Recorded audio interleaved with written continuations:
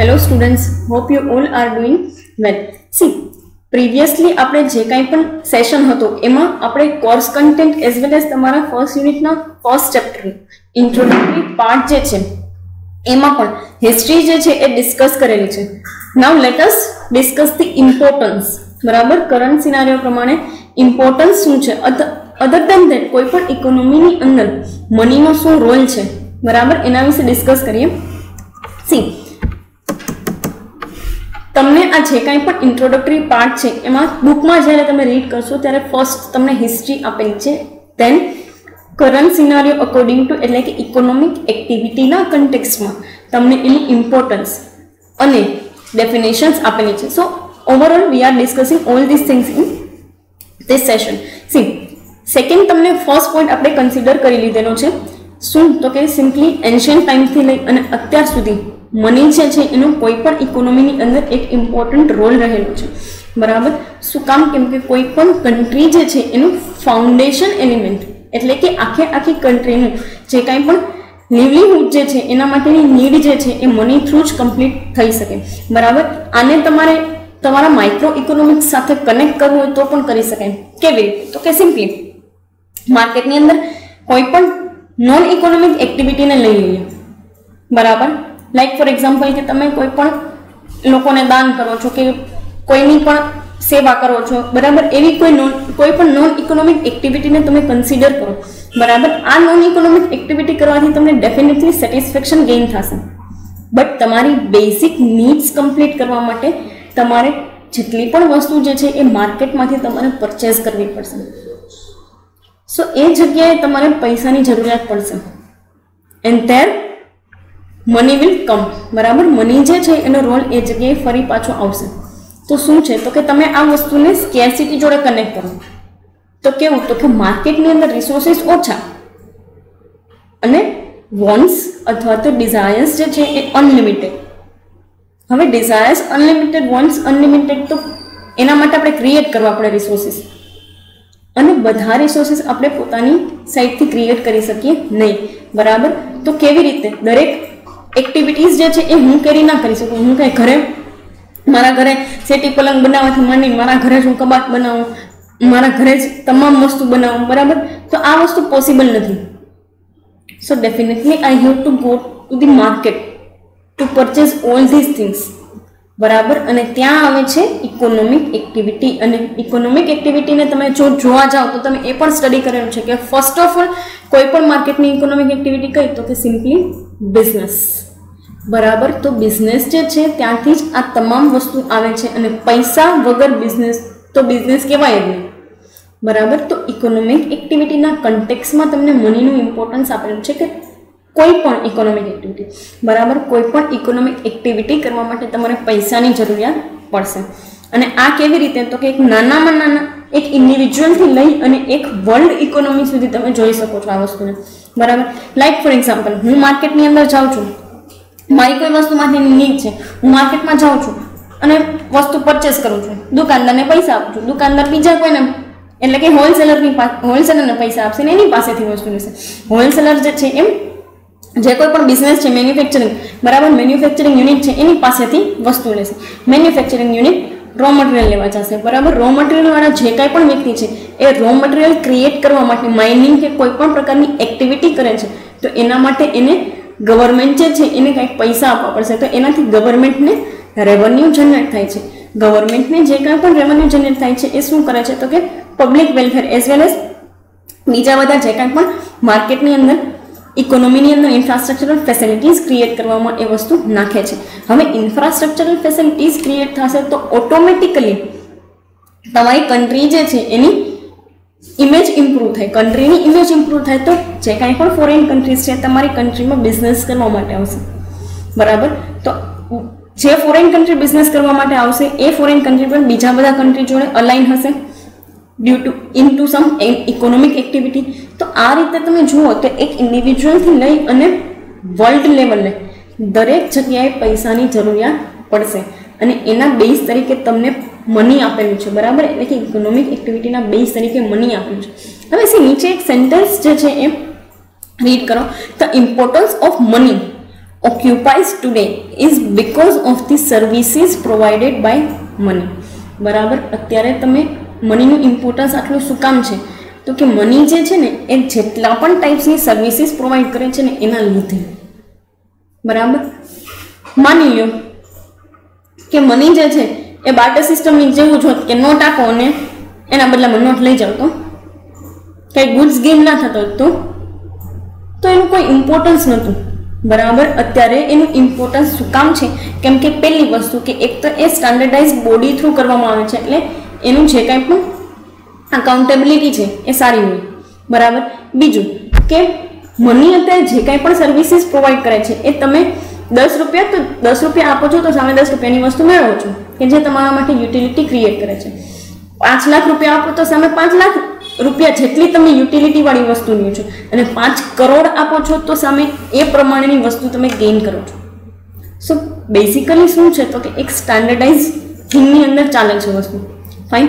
સો એ વેની અંદર આપેલું છે કે મની જેટલી પણ સર્વિસીસ પ્રોવાઈડ કરે છે અધર દેન દેટ આના સિવાય પણ તમે જ્યારે ફંક્શન સ્ટડી કરશો ત્યારે તમને આઈડિયા આવી જશે કે ભાઈ મની જે છે એ લિક્વિડિટી પોઝેસ કરે છે એઝ વેલ એઝ ફ્યુચર પેમેન્ટની અંદર પણ તમને એ વસ્તુ યુઝફુલ થાય. બરાબર, કે મારે અત્યારે પેમેન્ટ નથી કરવું, ભલે ફ્યુચરની અંદર હું વિથ ઇન્ટરેસ્ટ એટલે કે જેટલા પણ ઇન્ટરેસ્ટના અમાઉન્ટ થાય છે એના સહિત તમને પૈસા આપીશ, અત્યારે મારે પૈસા પે નથી કરવા તો એ પણ એક વસ્તુ છે. બરાબર, અધર દેન ધેટ કાર્ડ્સ પણ ડિસ્કસ કરશું at the time of discussing banking. Fine, credit card, debit card, જે કોઈ પણ વસ્તુ છે. ફાઇન, નીચે તમને 2 સેન્ટેન્સીસ આપેલા છે that was in context of history. બરાબર, earlier there was barter exchange system which refers to the exchange of goods and services for other goods and services, but the major problem in barter system that there was no standardization. બરાબર, ત્યાં કોઈ પણ પ્રકારનું standardisation હતું નહીં. then to remove out the barrier of barter system, coins and paper money invented and coins and paper money were given a designated value. બરાબર, શું કામ એને મેં તમને સમજાવી દીધું કે શું કામ એને ફિયાટ મની કહેવામાં આવે છે. સો it becomes easier to compare the cost of item people wanted.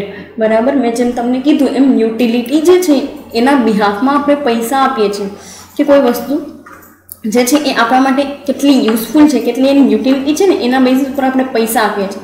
બરાબર, એના માટે મેં તમને ઘણા બધા એક્ઝામ્પલ્સ પ્રીવિયસલી જ્યારે આપણે યુટિલિટી સ્ટડી કરતા હતા ત્યારે આપેલા છે. Fine, so no more discuss on that part. See, ઘણા બધા ઇકોનોમિસ્ટ જે છે એમણે આ વસ્તુની અંદર તમને ડેફિનેશન આપેલી છે કે ભાઈ પૈસા જે છે એ કેવા હોવા જોઈએ. દરેક ઇકોનોમિસ્ટ જે છે એનો પોતાનો એક પોઈન્ટ ઓફ વ્યૂ છે. અમુક એવું કહે છે કે ભાઈ એની અંદર સ્ટોર ઓફ વેલ્યુની જે કાંઈ પણ છે એ ફંક્શન છે, તો અમુક લોકો એવું કહે છે કે ભાઈ એની અંદર લિક્વિડિટીની જે છે એ ફેસિલિટી છે. અમુક લોકો એવું કહે છે કે ભાઈ એની અંદર સ્ટાન્ડર્ડાઇઝેશન છે. Fine, so let us discuss the definitions given by economist. See, first definition તમને કેઇન્સે આપેલી છે. બરાબર, એક વસ્તુ હું તમને કહી દઉં, આ ઇકોનોમિક્સ તમે જે સબ્જેક્ટ ભણો છો એના ફોર્મ્યુલેશનની અંદર જેટલા પણ બેઝિક ઇકોનોમિસ્ટ છે, બરાબર, જેને તમે જાણો છો ક્યાંથી તો કે Adam Smith, professor Marshall, then comes to the professor Robbins. બરાબર, then comes to the Keynes. See, ઉપરના જેટલા પણ 3 ઇકોનોમિક્સ જે છે એને આખું ઇકોનોમિક્સનું ફોર્મેશન માઇક્રો અને મેક્રો લેવલે તમને આપેલું છે. ડેફિનેશન્સ અલગ અલગ ડેફિનેશન, વેલફેર વાળી ને સ્કેરસિટી વાળી એઝ વેલ એઝ મની વાળી. બરાબર, બટ કેઇન્સે જે છે એ તમને આ જેટલી પણ તમારા ઇકોનોમિક્સને રિલેટેડ પેરામીટર્સ છે ને એની થિયરી આપેલી છે, જેમ કે કન્ઝમ્પશન માટેની, જેમ કે કેપિટલ માટેની, ઇન્વેસ્ટમેન્ટ માટેની અને સેવિંગ્સ માટેની theories. Fine, so that will be to useful for you. Let's discuss it. See, Keynes શું કહે છે કે money is such a thing by which exchanges of contracts can be made for debt and value.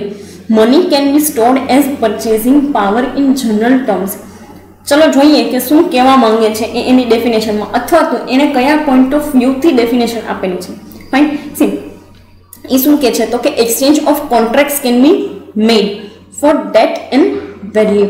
એટલે કેવું તો કે મારે જે છે એ અત્યાર માટે કોઈ કોન્ટ્રાક્ટનું ફોર્મેશન કરવું છે તો એના માટે મની જે છે એ નીડેડ છે.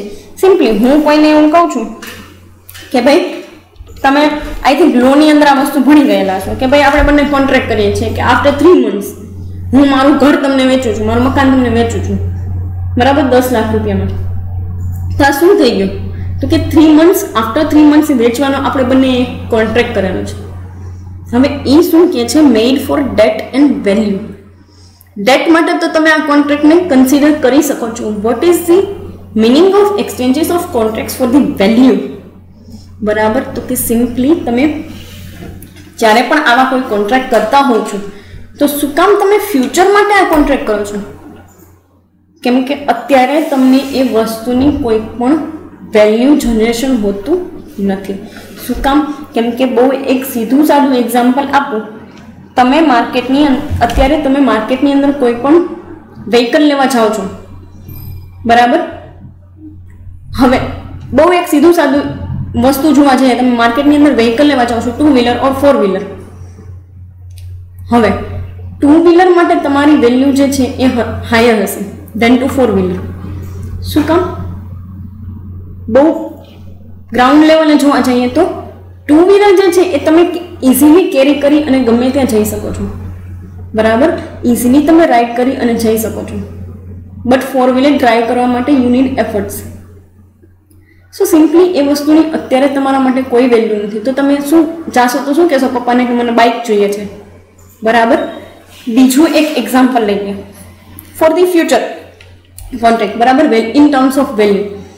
હવે સી મને કોઈ એમ કીધું કે અથવા તો હું જાઉં છું, મને બહુ પ્રોબ્લેમ થતો હતો આઈસમાં જોવા માટે, બહુ પ્રોબ્લેમ થતો હતો. હું ડૉક્ટર પાસે જાઉં છું, ડૉક્ટર મને એવું કહે છે કે તમારે બંને આંખમાં જે છે એ નંબર છે. હવે ડૉક્ટરે મને એમ કીધું કે તમારે ઇમિડિયેટલી જ સ્પેક્સની નીડ છે. તો હું આના માટે કોઈ ફ્યુચર કોન્ટ્રાક્ટ નહીં કરું, કેમ કે મારા માટે તો અત્યારે વેલ્યુ ક્રિએશન માટે મારે આ જોઈએ છે, કેમ કે મને દેખાતું નથી ચશ્મા વગર, સ્પેક્સ વગર મને દેખાશે નહીં, બરાબર. હવે તમારા પોઈન્ટ ઓફ વ્યૂથી જોઈએ, તમારામાંથી ઘણા લોકો એવા હશે કે જે લોકો અત્યારે જોબ કરે છે, પણ ઘણા લોકો એવા હશે કે જે અત્યારે જોબ નથી કરતા અને જેમની એવો વિચાર છે કે after the completion of graduation આપણે જોબ કરશું, બરાબર, આફ્ટર ગેટિંગ સમ નોલેજ આપણે જોબ કરશું. ફાઇન, આવો કોઈનો વિચાર છે કે આવો કોઈનો પ્લાનિંગ છે તો અત્યારે ગમે એવી બેસ્ટ ઓપોર્ચ્યુનિટી હશે તો એ વ્યક્તિ લેશે નહીં. શું કામ?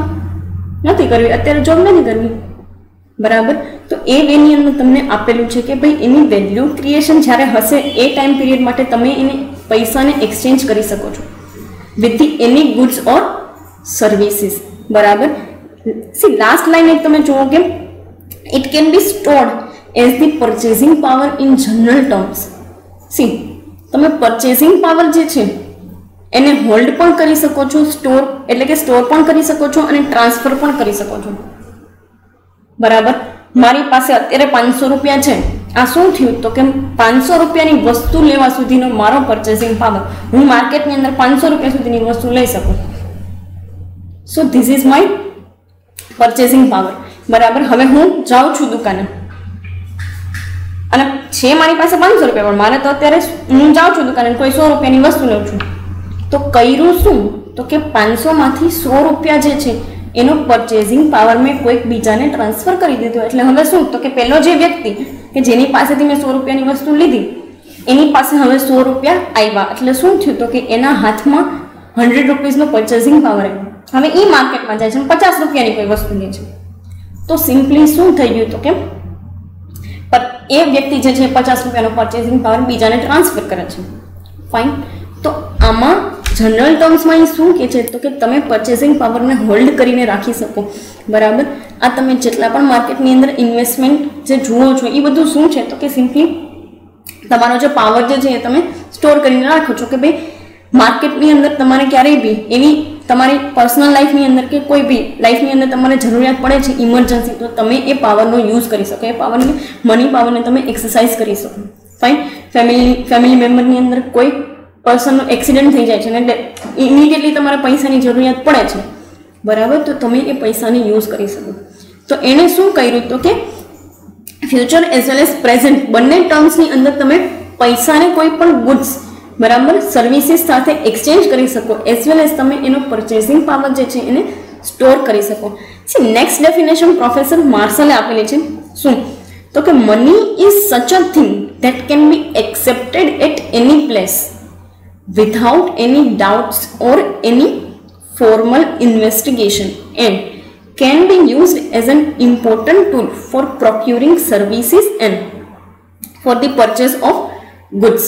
બરાબર. સી એ કયા મેનરની અંદર તમને એને પોતે કયા મેનરની અંદર અથવા તો કયા પર્સપેક્ટિવને લઈ અને ડેફિનેશન આપેલી છે? તો કે પરવેઝિવનેસ એટલે કેવું? તો કે યુનિફોર્મિટી, દરેક કન્ટ્રીની અંદર એની પોતાની કરન્સી તો એક્સેપ્ટેબલ હોય જ. બરાબર. એ શું કહેવા માંગે છે? તો કે money can be accepted at any place, ગમે તે પ્લેસ ઉપર પૈસા જે છે એ કોઈ પણ ગુડ્સ અથવા તો સર્વિસીસના બિહાફમાં લેવામાં આવે. બરાબર. સિમ્પલ. તમે અહીંયા છો તો તમારે ઇન્ડિયન રૂપીઝની જરૂરિયાત પડશે, યુએસ જાઓ છો તો યુએસ ડોલર્સની, કેનેડા જાઓ છો તો કેનેડિયન ડોલર્સની, ઓસ્ટ્રેલિયા જાઓ છો તો ઓસ્ટ્રેલિયન ડોલર્સની, યુરોપ કન્ટ્રીઝની અંદર જાઓ છો તો યુરોઝની નીડ પડશે. બરાબર. તો સીધું સાદું શું કહે છે? તો કે ગમે તે પ્લેસ ઉપર તમારે કાંઈ જાજુ કરવાનું નથી. બસ હા, એક વસ્તુ છે કે તમે ત્યાં જાઓ છો તો તમારે કરન્સીને કન્વર્ટ કરાવવી પડશે into that countries currency. Fine. એ પણ આગળ આપણે પરચેસિંગ પાવર પેરિટી થિયરીની અંદર સ્ટડી કરશું. Fine. So money is such a thing that can be accepted at any place, ગમે તે પ્લેસ ઉપર એક્સેપ્ટ કરવામાં આવે છે without any doubts or any formal investigation. હવે સી તમે એક કન્ટ્રીમાં જાઓ છો તો ડેફિનેટલી તમારે એ વસ્તુને કન્વર્ટ કરાવવી પડે. બટ હા, પછી એ લોકો એવું ન જોવે કંઈ તમે એને કરન્સી આપો છો, કોઈ પણ ડોલર એને ઇન ટર્મ્સ ઓફ ડોલર તમે આપો છો તો કંઈ તમારા ફિંગરપ્રિન્ટ નહીં જોઈએ કે ભાઈ આ વ્યક્તિ શું છે, આ એમ જાતે બનાવેલી કરન્સી છે કે નહીં. બરાબર. So it can be we can say that the without any formal investigation તમે કોઈ પણ જગ્યાએ એ વસ્તુને યુઝ કરી શકો છો. સી લાસ્ટ એમ કે છે કે important tool for procuring services and purchase and sale. બરાબર. આમાં તમને સર્વિસીસના ટર્મ્સમાં આપેલું છે. શું કામ ખાલી સર્વિસીસના ટર્મ્સમાં આપેલું છે અને ગુડ્સ માટે પરચેઝ એન્ડ સેલ કીધેલું છે? તો કે સિમ્પલી મની જે છે it carries always services element. બરાબર. પૈસા ક્યારેય ગુડ્સના એલિમેન્ટમાં ન હોય. Fine. So this is the thing. એટલે એ લોકોએ સર્વિસીસના એલિમેન્ટમાં તમને લીધેલું છે કે તમે આ તમામ વસ્તુ એટલે કે ગુડ્સ અને સર્વિસીસ અક્વાયર કરવા માટે એનો યુઝ કરી શકો છો. સી લાસ્ટ ડેફિનેશન ક્રોથરે આપેલી છે. ક્રોથરની ડેફિનેશન તમે અર્લિયર પણ સ્ટડી કરી ગયેલા છો at the time of utility and at the time of exchange. Fine. Money is generally acceptable as a means of exchange. બરાબર. જ્યારે આપણે એક્સચેન્જ સ્ટડી કરતા હતા ત્યારે પણ આવેલું છે અને ફરી પાછું એની ડેફિનેશન એ જ વેની અંદર એને આપેલી છે. Money is generally acceptable as a means of exchange and at the same time acts as the measure and store of value. બરાબર. મનીના ત્રણ ઇમ્પોર્ટન્ટ ફંક્શન્સ જે છે એ એણે કન્સિડર કરી લીધા છે. કયા? તો કે medium of exchange, measurement of the value and store of the value. Fine. ત્રણ પેરામીટર્સને એને કન્સિડર કરી લીધા છે. સી એક્સચેન્જ ઓફ વેલ્યુ એટલે તમે કોઈ પણ વસ્તુ જે છે ગુડ્સ અથવા તો સર્વિસીસ એના બદલામાં તમે પૈસા એને આપી શકો છો. અધર ધેન ધેટ શું કહે છે? તો કે મેઝરમેન્ટ ઓફ ધી વેલ્યુ. તમે કોઈ પણ વસ્તુ માર્કેટની અંદર લેવા જાઓ છો, બરાબર, તો એની વેલ્યુ કેમ મેઝર થાય? તો કે તમારી યુટિલિટીના બેઝ ઉપર, તમને એની કેવી યુઝફુલનેસ છે એના બેઝ પર. બટ હા, એક સ્ટાન્ડર્ડાઇઝેશન ડેફિનેટલી આવે કે ડસ્ટર જે છે એની કિંમત બરાબર કેટલા રૂપિયાની હોય? તો કે સિમ્પલી 20 થી લઈને 30 રૂપિયા સુધી, મેક્સિમમ ટુ મેક્સિમમ 50 રૂપિયા. બરાબર. So this is the thing. And last તમને આપેલું છે સ્ટોર ઓફ ધી વેલ્યુ. એટલે કે મેં તમને આગળ પણ કીધું એમ તમે ફ્યુચરની અંદર પેમેન્ટ કરવું છે તો કરી શકો છો અને ઇમિડિયેટ કરવું છે તો પણ કરી શકો છો. ફાઇન. 3 ડેફિનેશન્સ આપણે આ પાર્ટની અંદર ડિસ્કસ કરેલી છે. Next we will discuss in to the next lecture. Thank you so much.